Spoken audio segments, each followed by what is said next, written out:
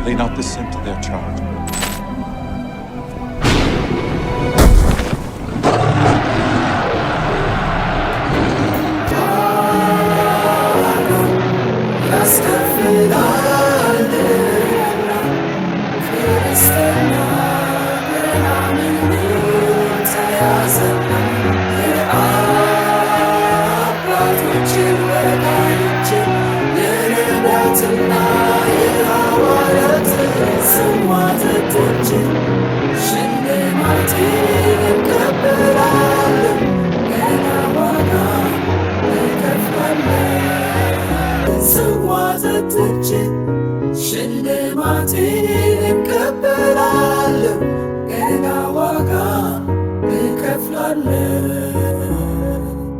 እንግዲህ በእምነት ከጸደቅን በእግዚአብሔርም ዘንድ በጌታችን በኢየሱስ ክርስቶስም ሰላምን እንያዝ።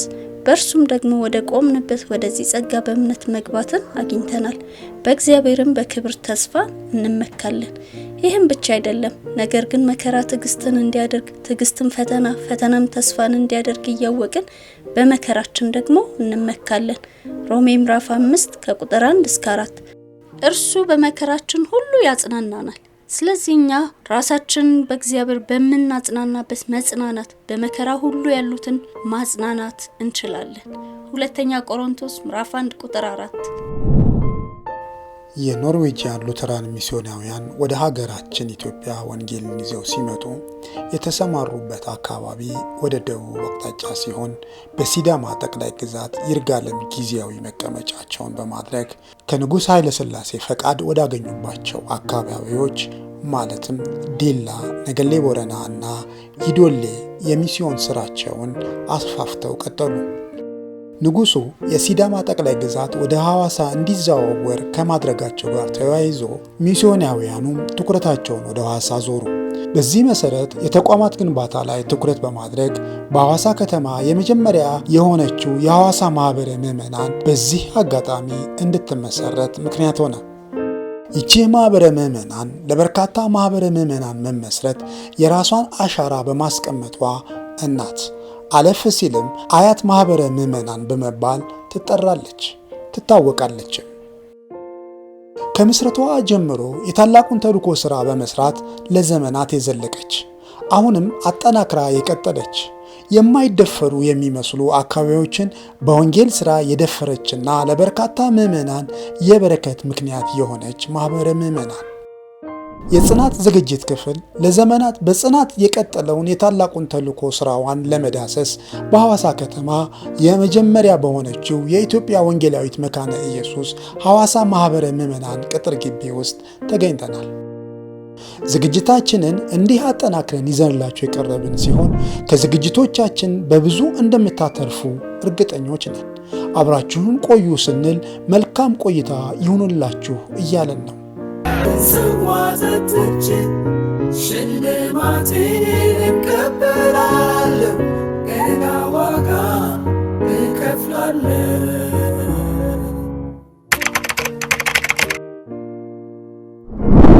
እሺ፣ እኔ ፋኑኤል ዳዊት እባላለሁ።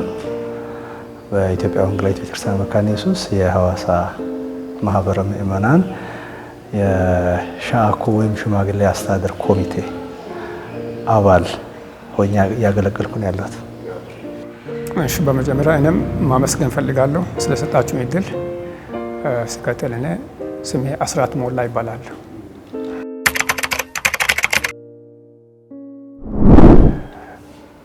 ቤተሰቦቼ ያው የዚህ የፕሮቴስታንት እምነት ተከታዮች ስለሆኑ በዚህን ጊዜ ነው የተቀበልኩት። ትምህርት ጊዜ የለኝም።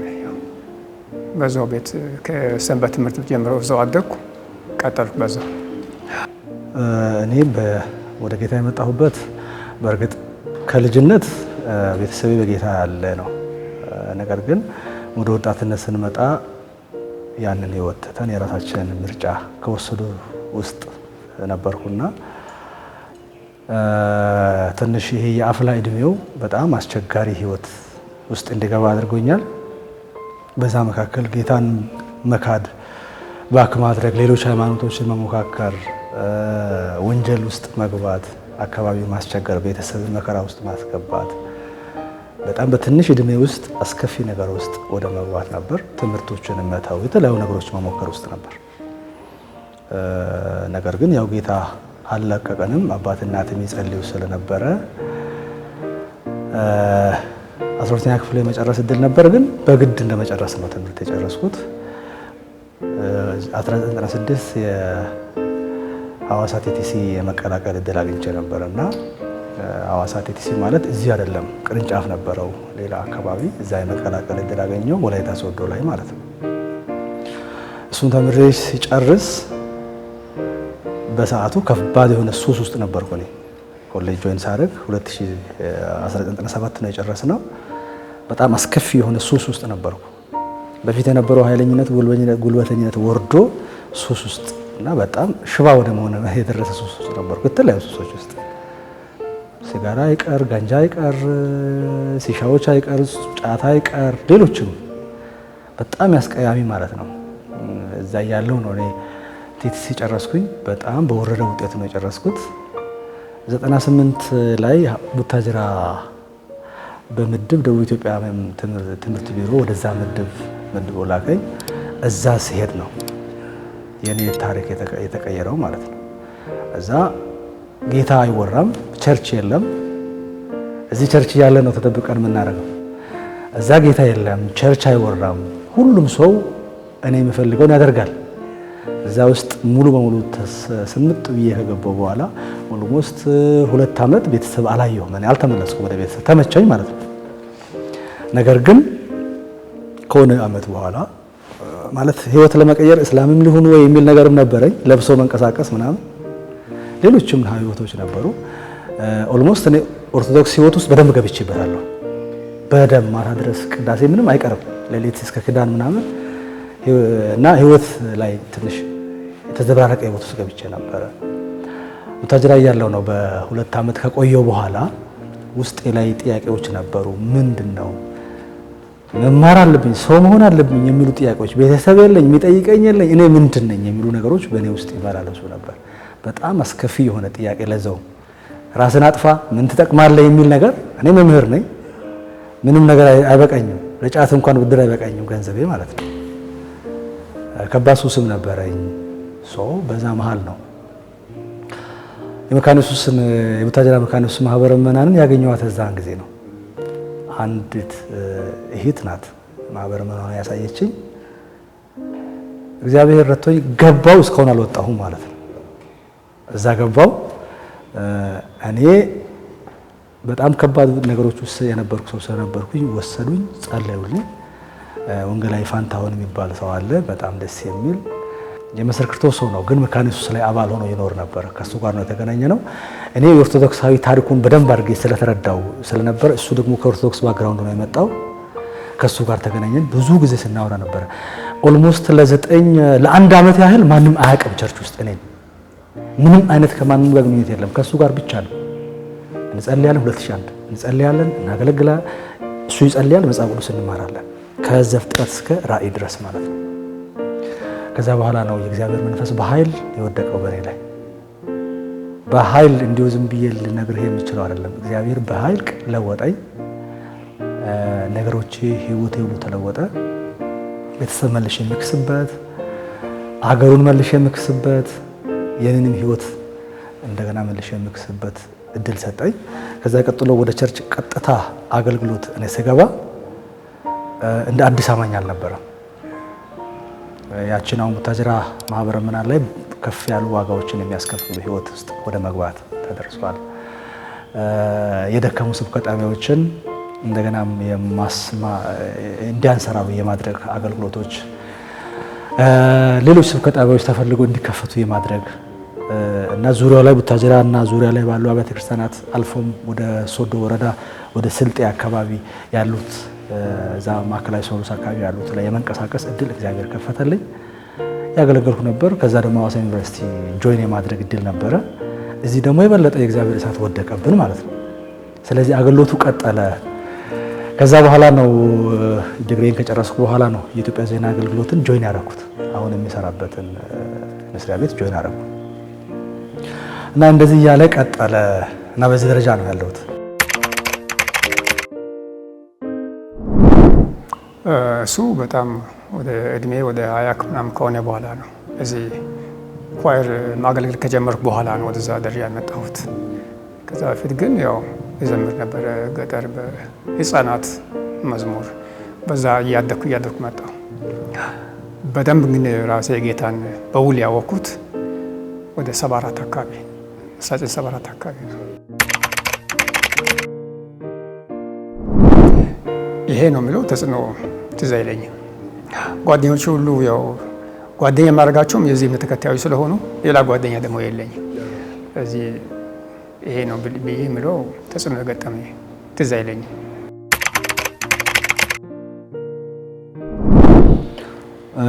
ጥሩ ጥያቄ ነው። ቡታጀራ ላይ እንዳልኩ ከአንድ ዓመት የማያንስ ጊዜ በትምህርት ቆይቼ ውስጥ ላይ እኔ ቸርች መምጣቴን ማንም አያውቅም። መድረክ ቆሜ እጄን አንስቼ ምናምን መጋለጥ አልፈለኩም። ምክንያቱም ከኦርቶዶክስ ምናልባት ቡታጀራን አይተው ከሆነ ማርያም ቤተክርስቲያን አካባቢ አልጠፋ ስለነበረ፣ መጠጥ አካባቢ አልጠፋ ስለነበረ ለብዙ መልኩ ከተማ ትንሽ ናት፣ መጋለጥ በወቅቱ አልፈለኩም እና እኔ ቸርች እንደዛ ትምህርት ስማር ውስጤ ላይ ሲገባ የነበረው ወንጌል ማዳረስ የሚል ነገር ነበር። ሰውን ከዛ ከሱስ ሴሻ ቤቶቹን አውቃቸዋለሁ፣ መጠጥ ቤቶቹን አውቃቸዋለሁ። እስከ 9-10 ሰዓት ከነ ቆርኪው ነው ሰዎች ጠርጎ የሚያወጡን ነበር። ስለዚህ ከዛ ውስጥ ያሉ ሰዎችን በምን መልኩ ማውጣት አለብኝ፣ ሰው ከዛ ይዳን ይፈወስ የሚል በጣም ከባድ የሆነ የውስጥ ጭንቀት ነበረ። ከኔ ጋር ከእግዚአብሔር ጋር አወራለሁ።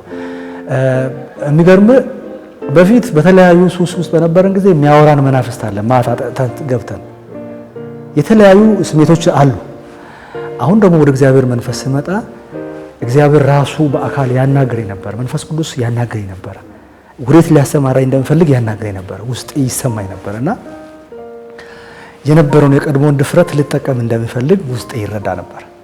ስለዚህ የመጀመሪያው መሆን ያለበት አካባቢውን ማጽዳት፣ ወጣቱን ትውልድ ነፃ ማድረግ፣ እኔ ማስተምርበት ሃይ ስኩል አለ፣ ተማሪውን ወደዚህ ማምጣት።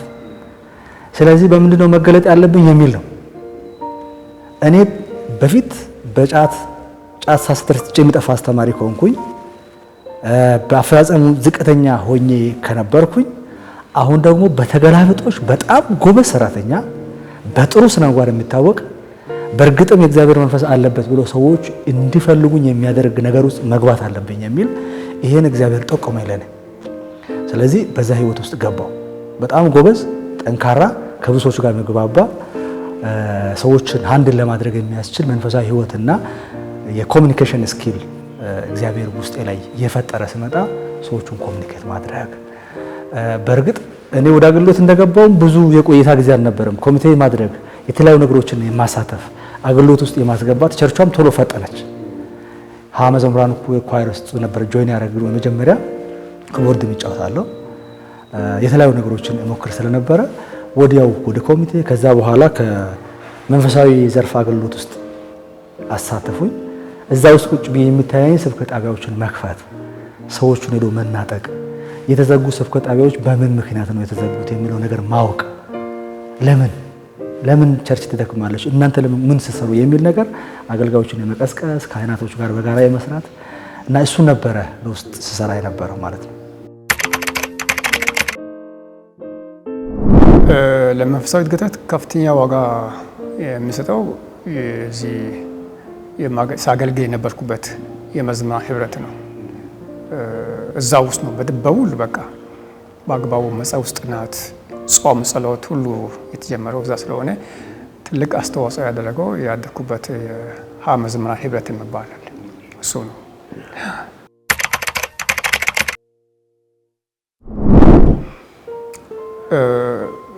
በዛን ጊዜ በነበረው ሁኔታ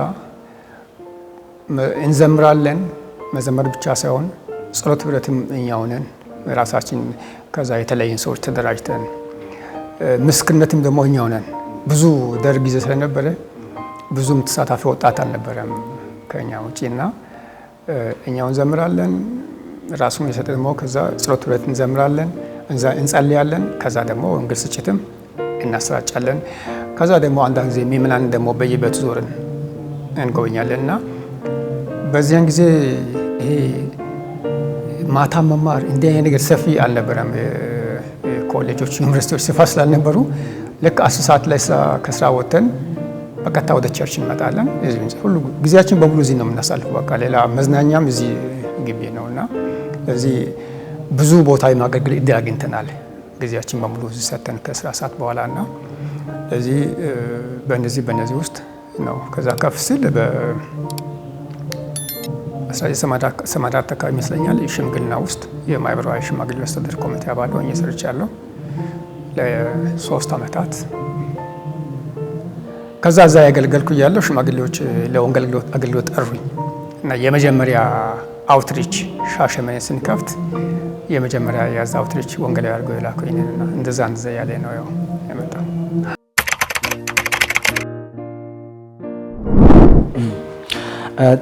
በጣም መሰረታዊ ጥያቄ ነው ያነሳኸው።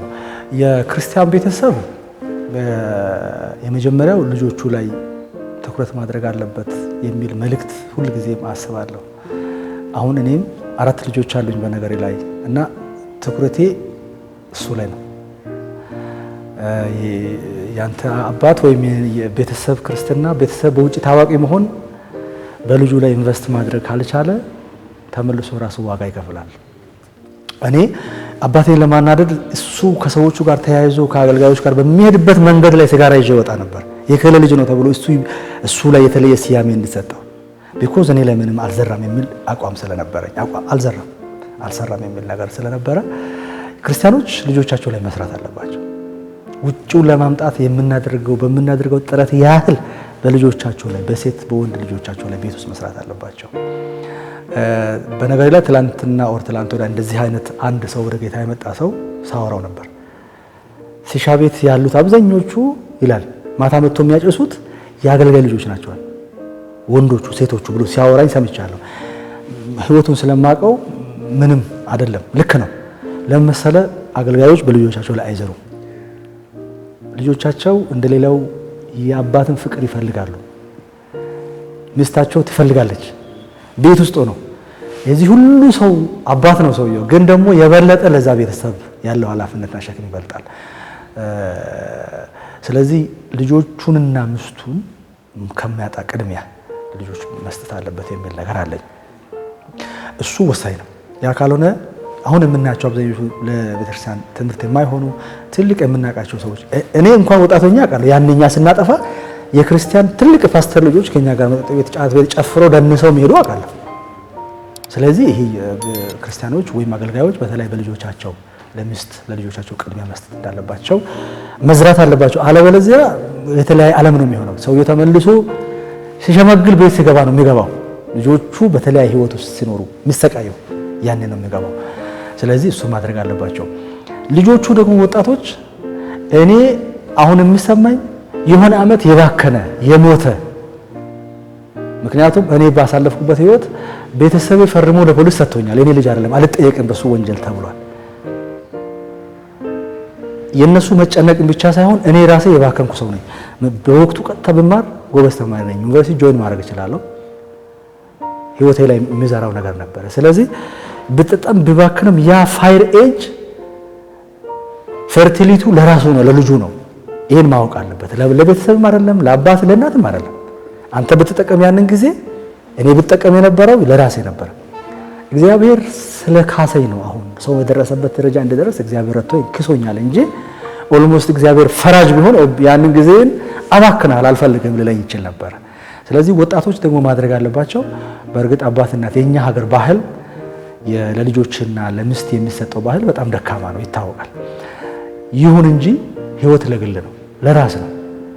አሁን እኔ ሰው በዛ እሳት ውስጥ ከገባ በኋላ ብትወጣም ለራስ ነው፣ እሳት ውስጥ ብትገባ የምትቃጠለው ራስ ነው። ስለዚህ ለወጣቶች የማወራው ወይም ለዛ ለክርስቲያን ቤተሰብ ልጆች የማወራው ነገር ህይወቱን መጠበቅ የራስ ግዴታ አለበት። በቃ ይጠብቅ። የሚሰማው አሁን ጊዜው ጥሩ ነው። የተለያዩ ሶሻል ሚዲያዎች አሉ። እዛ ውስጥ የተለያዩ ነገሮችን ከማየት የእግዚአብሔርን ቃል መስማት ማንበብ፣ የሰማውን እግዚአብሔር ቃል በውስጡ ሚቲጌት ማድረግ፣ ከእግዚአብሔር ቃል መታረቅ፣ ሁሉ ጊዜ እግዚአብሔርን መስማት፣ እንዲሁም ደግሞ ሰዎች ቀልድ የመሰለን ያን የሚመክሩ ምክር እኛ አንሰማም ያልናቸው ምክሮች አሁን መልሰን እንደንትን ከሸልፍ ሰዎች እንደሚያወጡ አውጥቼ የምጠቀማቸው ምክሮች አሉ። ስለዚህ የአባቴ እናት ምክር መጽሐፍ እንደሚናገር የህይወት የዘላቂ ውጤትና መሰረት ናቸው። ስለዚህ ምክር መስማት መልካም መንገድ መምረጥ ጥሩ ነው ብዬ አስባለሁ።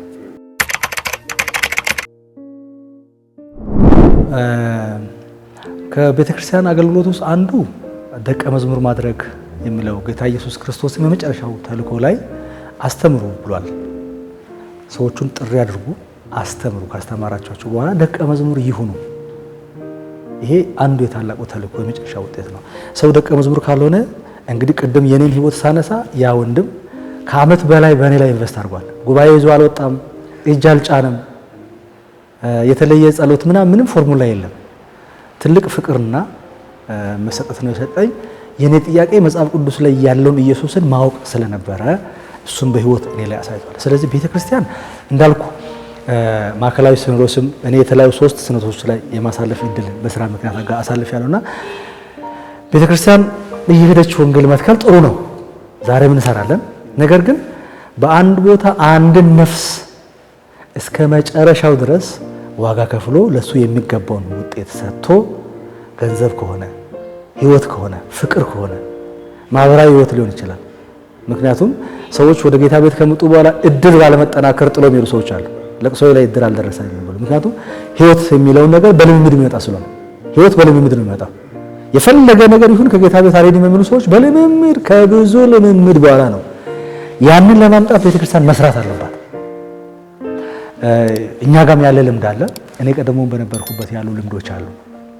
ስለዚህ ሰዎችን ወደ እግዚአብሔር ቤት ጥሪ ማድረግ፣ ስብከተ ጣቢያዎችን መትከል፣ ወደ እነሱ መሄድ፣ ወደዚህ እንዲመጡ ትኩረት ማድረግ ብቻ ሳይሆን ወደ እነሱ መሄድ የነሱ ፍላጎት በክርስቶስ ፍላጎት እስከሚቀየር ድረስ መስራት ያስፈልጋል። እሱ 1 ዓመት ሊሆን ይችላል፣ 2 ዓመት ሊሆን ይችላል፣ 3 ዓመት ሊሆን ይችላል። እግዚአብሔር በውስጡ ገብቶ የመንፈስ ቅዱስ በውስጡ የሰራውን ያህል ነው። ስለዚህ ሰው ላይ መስራት አለባት፣ ማስተማር አለባት፣ ማስታጠቅ አለባት። ያለምንም መታከት ሰው ሊቀይር ይችላል፣ ባህሪ ሊጠፋ ይችላል፣ ጊዜ ላይ ሰጥህ ይችላል፣ ሊሰድብህ ይችላል። አንዳንድ ሰው ብዙ መልኩ ስለሚቀየር ስለሚያጋጥመን አንተን እንደ ስራ ፈት አድርጎ ሊቆጥር ይችላል። ይህን ሁሉ አልፎ እስከ መጨረሻው ወረቀት ላይ ያለው የማህበሯ ምእመን እከሌ የሚባለው ሰውዬ በህይወት በጌታ ፊት አለ ወይ የሚለውን ነገር እስከሚያረጋግጥ ድረስ መስራት አለበት የሚል ነው አምናለሁ። በወንጌላዊነት ሻሸመኔ ከ1987 እስከ 1990 ድረስ ነው 3 ዓመት እና አውትሪች ነበረች። ኮንግሬጌሽን ሲሆን እዚህ መጣው። እዚህ ደግሞ እስከ 92 ዓመት ያህል በወንጌላዊነት ከሰራው በኋላ ትምህርት ቤት አዲስ አበባ ሊደርሺፕ ባለ መካኒሳ ያለ እዛ ለማህበሩ አስተዳደር ያስፈልጋል ተባለና ሽማግሌዎች ወሰኑ። ከዛ ሊደርሺፕ ገባው። እዛ 2 ዓመት ተምሬ መጣው። ያው አንደኛውኑ ወንጌላዊ ብሎ ቀድሞ ስለጠሩ ደራርቤን ነበር የምሰራው። አስተዳደሩም ስራ ይሄንን ስራ ያው ግን ከ94 ነሐሴ መጨረሻ ወይም 95 ጀምሮ በአብዛኛው ወደ አስተዳደር ስራ ነው ያደላሁት። ከዛ ከ1995 እስከ 2008 ድረስ ስራው እዚህ ያለው ሙሉ ጊዜ አገልግሎት እስከለቀኩበት ድረስ በአስተዳደር ይሰራል። ግን በእነዚህ ጊዜያቶች ውስጥ የስብከተ ጣቢያ ስራ ይመራ ነበር። ያው ያንም በስብከተ ጣቢያ ወንጌላዊ ስለሄድኩ ስብከተ ጣቢያውን ይመራ ነበር ዘርበ ከወንጌላዊ ስራ ጋር ከአስተዳደር ስራ ጋር። እኔ በ2008 ዓመተ ምህረት ኢትዮጵያ ዜና አገልግሎትን በጋዜጠኝነት ስራ ጆይን አረኩኝ። ሐዋሳ ዩኒቨርሲቲ ሁለተኛ ዲግሪን የተማርኩ ነው ጆይን ያረኩት። ከዛ በኋላ የኢትዮጵያ ዜና አገልግሎት አማካኝነት አዲስ አበባ፣ ከዛ ቀጥሎ ወደ ወላይታ ሶዶ የመሄድ አዲስ አበባ ብዙ እንትን የለንም፣ ወላይታ ሶዶ ላይ መቆየት ጊዜ ነበር። ከዛ በኋላ 2012 ጥር አካባቢ ሐዋሳ እንዲዛወር ከኢትዮጵያ ዜና አገልግሎት በኩል ተደረገ። እዚሁም መጥቼ ስራ መስራት ነበረብኝ አዲስ ሐዋሳ ላይ።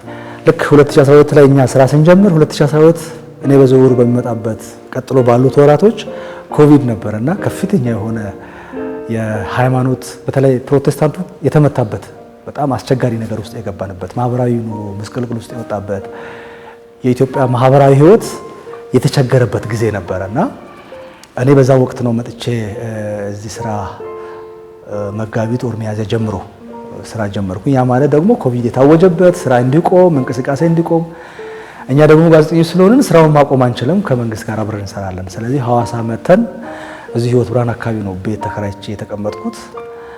በዛ አጋጣሚ ያው እኔ ጌታን ድጋሚ ያገኘሁበት የእግዚአብሔር መንፈስ የቀመስኩት አሁን ያለውን ጠንካራና የታየ በጌታ ቤት የተተከለ ህይወት ያገኘሁት መካነ ኢየሱስ ላይ ነው። ቀድሞ የነበረው ፋሚሊ ቃለ ሕይወት ነው የነበረው። ከዛ በኋላ እኔ በአገልግሎት ነው ብዙ ቸርቾችን የመሄድ እድል ያለኝ እንጂ ለአምልኮም እንኳን እድል ካለ ከመካነ ኢየሱስ ውጪ አልሄድም። ያ ማለት መካነ ኢየሱስን አመልካለሁ ሳይሆን ስራዎች ይበዙብኛል፣ አገልግሎት ይበዛብኛል። ከዛ በዛ ምክንያትና አውቃለሁ ታቦርን አውቃለሁ፣ ሐዋሳ ውስጥ ያሉትን ቤቴል ቸርች አውቃለሁ። በድሮ ዩኒቨርሲቲ ያለ ፋሚሊ ፌሎ ቤቴል እንገባለን። ይሄ ማህበር ግን አላውቀው። እዚህ አካባቢ በነበርኩበት ልጆቼና ባለቤቴ መጥተው ወክ ያደረገን ነው። ኮቪድ ወቅት ነው፣ ታክሲ ላይ አትሳፈርም፣ በጋራ አትሄድም ምናምን። ግን እኛ ወክ ያደረገን አጋጣሚ መጣን እና ቸርቿን አይተን ገባን። እኔም ባለቤቴም 2012 መጨረሻ አካባቢ ነው ገብተን እኛ በቃ በስመ አብ እግዚአብሔር ይመስገን መካነ ኢየሱስ አግኝተናል ብለን ጸልየን እዚህ መውጣት አለብን። የጌታ እራት ለመውሰድ ታቦር ሄዳለሁ። በነገሬ ላይ ታቦር ሄደ ነበር ስለማላውቀኝ። ስለዚህ እዚህ እኔና 2 ልጆች የነበሩ አብረን እዚህ ጸልየን እኛ እዚህ ጸሎት ስናደርግ እዛች ጋር 3 ልጆች ይጸልያሉ። ቀላል ጸሎት አይደለም፣ በቃ ሼክ የሚያደርግ ጸሎት ነው የሚጸልዩት። እኛ ቁጭ ብለን ያንን ጸሎት መቃመስ አለብን፣ በወኩ ይቅርብን ብለን ቁጭ ብለን እየጸለይን ያለን ነው። ረጅም ሰዓት ጸሎት ጸለዩ። እንግዳ መሆናችን ያውቋል። ስለዚህ መጥቶ ተዋወቁን፣ ጸሎት አደረግን አብረን በጋራ 2012 መጨረሻ ማለት ነው። ወደ ሰኔ አካባቢ ነው። ስለዚህ ጸሎት ተጀመረ። ከሰዎቹ ጋር ከልጆቹ ጋር ጓደኛ ሆነን አንዷ አብጊያ የምትባል አሁን የሰሚነሪ የምታስተምር፣ ሌላኛዋ ደግሞ ሂላሪ ትባላለች። አሁን አዲስ አበባ አንድ መካነ ኢየሱስ ሙሉ ጊዜ ሰጥታለች። ሌላኛው አሁን እኛ ጋር ሽማግሌ ነው ወንድ ያልኩት የቄስ ተሾመ ወንድ። ኮሚኒኬት አደረግን። በጣም የሚገርም ስፒሪት ያላቸው ልጆች ናቸው እና አብረን ጸለይን። ከዛ በኋላ ተቀጣጠርን። በሳምንት ተገናኘን። እዚህ ህይወት ብርሃን ላይ ጥሩ አምልኮ ነበር። ኮቪድን አልፎ የመንግስትን ፖሊሲ ሁሉ አልፎ የሚገርም ጊዜ ነው። እዚህ ደግሞ ምንም እንደሌለ በደንብ ሰማው ታሪክ ሳወራና ለምን የሚል ጥያቄ ነበር። ለምንድን ነው የመናን ማያመልኩት? የፈለገ ነገር ቢሆን እየጸለየ ነው ሰው መሞት ያለበት እንጂ አዳራሽ ልዘጋ አይገባም የሚል አቋም አለኝ። ስለዚህ በዛ ምክንያት ከነዚህ ሰዎች ጋር ተገናኘንና ቡድን ፈጠርን። እዚህ የሚጸልይ እሳቱን የሚጠራ የተሰበሰበውን ህዝቡን የሚጠራ ከነዚህ ልጆች ጋር እና አሁን የነበረው መስፍንን ጨምሮ ነህሚያ ጸሎት ቡድን የሚል አቋቋመና ጸሎት ተጀመረ ማለት ነው። በአጭር ጊዜ ነው ብዙ ሰው ይመጣ ነበረ። በጣም የሚገርም የእግዚአብሔር ስራ ይሰራ ነበረ። ባለፈው እንደነገርኩ ስቴጆቹም እንደዚህ አልነበሩም፣ አዳራሹም እንደዚህ አልነበረም።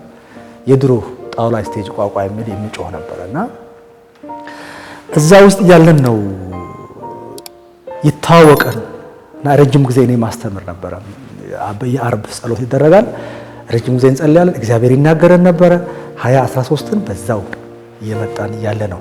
ወዲያው የሚስዮን ዲፓርትመንት እንዲሁም ኳየር ውስጥ ሄኖን የሚባል ኳየር ውስጥ አለ። እዛ ውስጥ ጆይን ማድረግ ውስጥ ገባው ማለት ነው እና በተለይ የአውትሪች ውስጥ እንደገባ እኔ ቀድሞ ካልመጣሁበት የወላይታ ሶዶ ማህበረ ምዕመናን ሽማግሌ ጸሐፊ ነበርኩና እዛ ላይ የሰራሁትን ታሪክ ባክ ስትሪ አይተው ሊሆን ይችላል ወደዛ እንደገባ አደረጉኝና እንደዛ እያለ አገልግሎቱ ቀጠለ። አሁን ያለበት ደረጃ አለን ማለት ነው። በዝግጅቶቻችን ላይ ጥያቄ፣ አስተያየት እንዲሁም ጥቆማ ካላችሁ ከታች በተጠቀሰው አድራሻችን ልታደርሱ ትችላላችሁ። ለዛሬ እዚህ ላይ አበቃን። በሚቀጥለው የጽናት ዝግጅታችን እስክንገናኝ ከእግዚአብሔር ከአባታችን ከጌታችንም ከኢየሱስ ክርስቶስ ጸጋና ሰላም ከሁላችን ጋር ይሁን። አሜን።